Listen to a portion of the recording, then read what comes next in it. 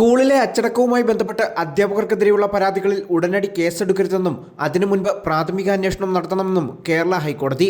പരാതിയിൽ കഴമ്പുണ്ടോയെന്നാണ് ആദ്യം പരിശോധിക്കേണ്ടത്. വിദ്യാലയങ്ങളിൽ അച്ചടക്കം ഉറപ്പുവരുത്താൻ അധ്യാപകർ ചെറിയ ചൂരൽ കയ്യിൽ കരുതട്ടെയെന്നും ജസ്റ്റിസ് PV കുഞ്ഞികൃഷ്ണൻ വ്യക്തമാക്കി.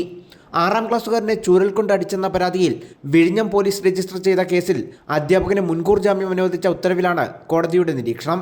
ഭാവി തലമുറയെ വാർത്തെടുക്കുന്നവരാണ് അധ്യാപകരെന്നും കോടതി പറഞ്ഞു. കുട്ടികളുടെ നല്ല ഭാവിക്കായി ചെറുശിക്ഷ നൽകിയാൽ ക്രിമിനൽ കേസ് രജിസ്റ്റർ ചെയ്യുമെന്ന ഭയത്തോടെയല്ല അധ്യാപകർ ജോലി ചെയ്യേണ്ടത്. അവർ കാണാൻ പഠിപ്പിച്ച സ്വപ്നങ്ങളാണ് പിന്നീട് ലോകത്തെ രൂപപ്പെടുത്തുന്നത്. ഡെമോക്ലീസിന്റെ വാള് പോലെ ഭീതിയുടെ നിഴൽ അധ്യാപകരുടെ മേൽ ഉണ്ടാകരുത്. അതിന് സഹായമായ അന്തരീക്ഷം സ്കൂളിലും സൃഷ്ടിക്കണം. അധ്യാപകർ ചൂരൽ പ്രയോഗിക്കാതെ വെറുതെ കയ്യിൽ കരുതുന്നത് പോലും കുട്ടികളിൽ വലിയ മാറ്റങ്ങൾ കൊണ്ടുവരുമെന്നും കോടതി നിരീക്ഷിച്ചു. ഇന്നത്തെ യുവതലമുറയുടെ പെരുമാറ്റം ആശങ്കയുണ്ടാക്കുന്നതാണ്. ചിലരെങ്കിലും മദ്യത്തിനും മയക്കുമരുന്നിനും അടിമകളാണ്.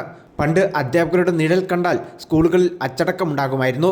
ഇന്ന് അധ്യാപകരെ ഭീഷണിപ്പെടുത്തിയതിൻ്റെയും തടഞ്ഞുവെച്ചതിൻ്റെയും മർദ്ദിച്ചതിൻ്റെയും വാർത്തകളാണ് കേൾക്കുന്നത്.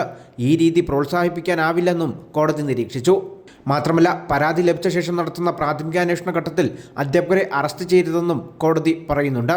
ആവശ്യമെങ്കിൽ നോട്ടീസ് നൽകാം. ഇത് സംബന്ധിച്ച് സംസ്ഥാന പോലീസ് മേധാവി 1 മാസത്തിനകം circular പുറപ്പെടുവിക്കണം.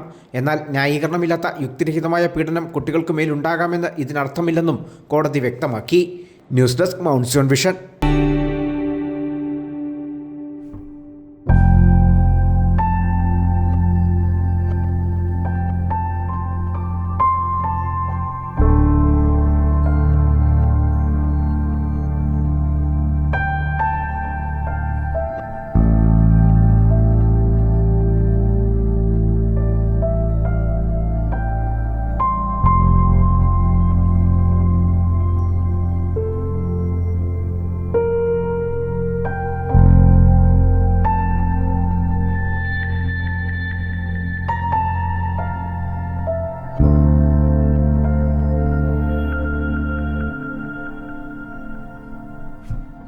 Mount Zion Medical College Hospital, Adur, Pathanamthitta.